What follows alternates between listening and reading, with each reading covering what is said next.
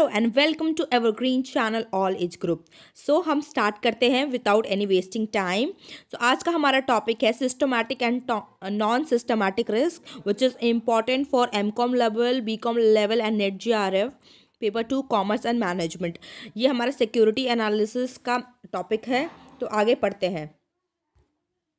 Systematic risk वो risk होता है जो हमारे कंट्रोल में होता ही नहीं है।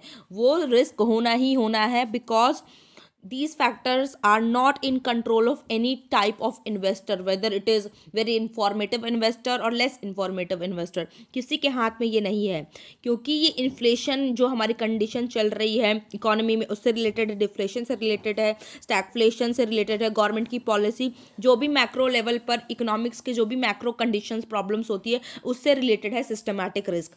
तो ये आपके कंट्रोल में नहीं है, तो इन्वेस्टर इस को कंट्रोल नहीं कर सकता है और इसके बेसिस पे अपना रिस्क भी मिनिमाइज नहीं कर सकता है। तो उसके हाथ में क्या है? उसके हाथ में है अनसिस्टमैटिक रिस्क। ये रिस्क उसके हाथ में है, वो इसे कंट्रोल कर सकता है क्योंकि ये रिस्क पार्टिकुलरली किसी चीज़ से रेफ़र करता है, जैसे आपकी कंपनी से रेफ़र करता है, इंडस्ट्री से रेफ़र करता है और कोई प्रोडक्शन यूनिट से। जो आपकी सिक्योरिटी अगर कंपनी में है तो आप अनसिस्टमैटिक रिस्क है, आप उसे कंट्रोल कर सकते हैं। कैसे कंट्रोल कर सकते हैं? आप अपने रिस्क को, सिक्योरिटी की जो आपने इन्वेस्ट किया है कंपनी में, उसको डाइवर्सिफाई कर देंगे, अलग अलग जगह सिक्योरिटी को लगा देंगे। किसी को मान लीजिए आपने ग्लास फैक्ट्री में लगा दिया उस सिक्योरिटी को, ग्लास कंपनी में लगा दिया, किसी को रिलायंस में लगा दिया उस सिक्योरिटी को, उसी की एक सिक्योरिटी को आपने 3 हिस्सा किया मान लीजिए और एक टीसीएस में लगा दिया। तो आप कंट्रोल कर सकते हैं कि एक को लॉस होगा तो दूसरी जगह सिक्योरिटी से फ़ायदा हो जाएगा। ये अनसिस्टमैटिक रिस्क है, आप इसको प्रॉपर प्लानिंग और डाइवर्सिफिकेशन से रोक सकते हैं। तो सिस्टमैटिक रिस्क आपके हाथ में नहीं होता है, अनसिस्टमैटिक रिस्क आपके हाथ में होता है। चलिए पढ़ लेते हैं systematic risk. Systematic risk are not in the control of anyone.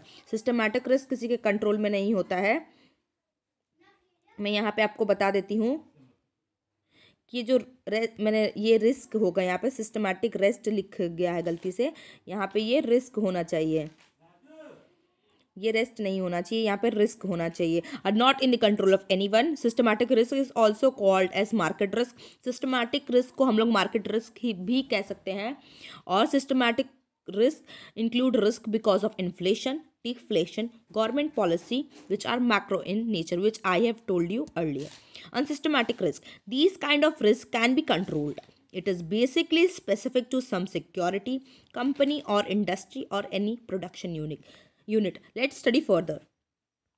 हमने क्या जाना कि basically investor try to minimise the unsystematic risk, क्योंकि इन्वेस्टर के हाथ में सिर्फ अनसिस्टमैटिक रिस्क ही है तो वो उसी को मिनिमाइज करेगा।